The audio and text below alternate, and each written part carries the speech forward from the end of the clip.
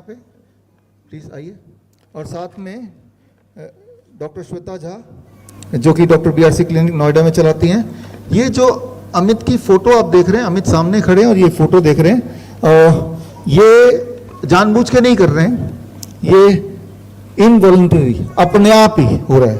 तो ये क्या है अमित, थोड़ा सा आप अपनी हिस्ट्री बताओ। Good afternoon everyone. My name is Amit Jha. I am from Ludhiana, Punjab and my age is 36 years old only. 2-2.5 साल पहले मुझे कुछ खाने में प्रॉब्लम हो रही थी, तो उस टाइम मैंने कुछ लोग डॉक्टरों को दिखाया। तो उस टाइम ये प्रॉब्लम वो लोग वेरीफाई नहीं कर पाए थे क्या प्रॉब्लम है। तो मैंने उस टाइम डॉक्टर श्वेता मैम को कंसल्ट किया, तो उन्होंने मुझे कुछ बताया कि शायद न्यूरोलॉजिकल प्रॉब्लम है। तो मैंने डिनाई कर दिया, मैंने मानी नहीं उनकी बात। फिर बाय द टाइम ये प्रॉब्लम मेरी बढ़ती गई। तो आपने वीडियो देखा है, ये 1 साल पहले की वीडियो है। तो इतनी ज़्यादा प्रॉब्लम थी मुझे, तो फिर मैं डॉक्टर के पास गया। कोई ब्रेन के डॉक्टर हैं लुधियाना में, अपोलो हॉस्पिटल से, उनको कंसल्ट किया।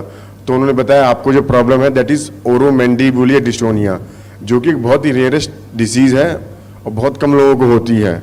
तो मैंने इसके बारे में उनसे पूछा, उन्होंने बताया इसका कोई क्योर नहीं है।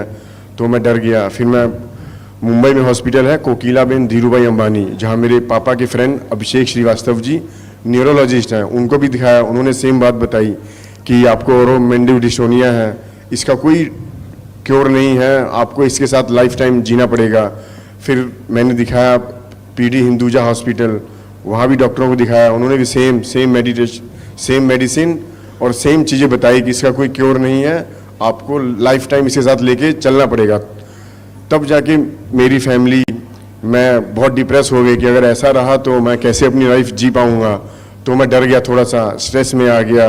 ये तो बहुत कम दिख रहा है, इसकी वजह से मुझे प्रॉब्लम आई थी। नंबर 1 मैं खाना नहीं चबा पाता था, नंबर 2 मैं बोल नहीं पाता था, नंबर 3 मेरे फेस के सारे एक्सप्रेशन ख़त्म हो गए थे।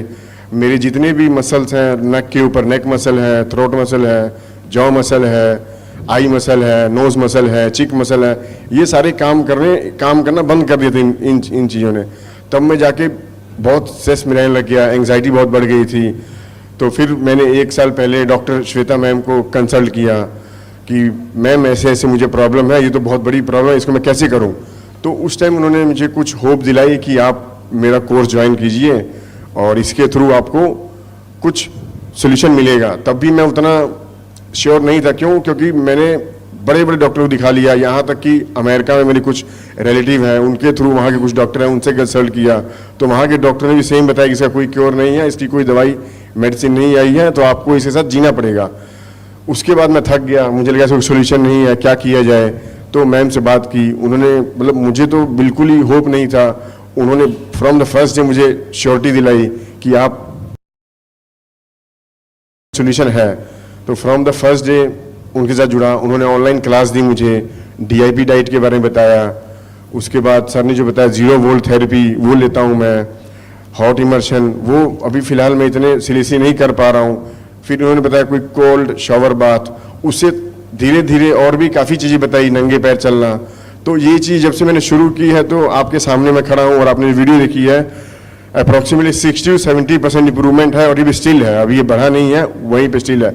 आई होप कि मैं इस बीमारी को बहुत जल्दी ही इसको ठीक कर लूँगा। सो thank you doctor BRC team and doctor Shweta ma'am.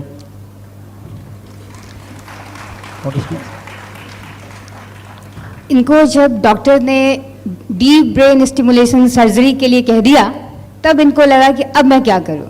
तब फिर उन्होंने मुझे रिकंसल्ट किया और फिर सोचा कि चलो ठीक है, जब सर्जरी होनी ही है तो एक बार ट्राई कर लेते हैं। और इसका नतीजा ये है कि आज अमित सबके सामने है। And all credit goes to doctor BRC, all because of him this light is spreading to the entire world. So thank you so very much.